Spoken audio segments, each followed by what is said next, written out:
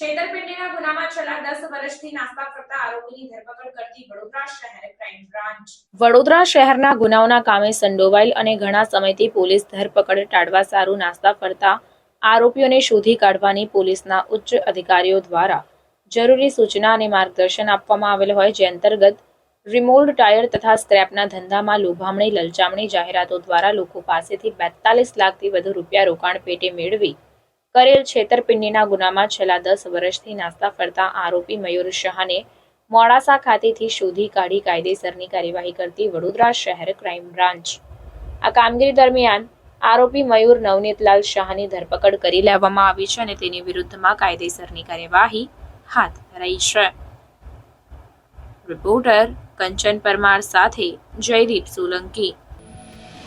સમાચારોની ઝડપી અપડેટ માટે હમણાં જ જન અર્પણ ન્યૂઝ ચેનલને લાઇક, શેર અને સબસ્ક્રાઇબ કરો.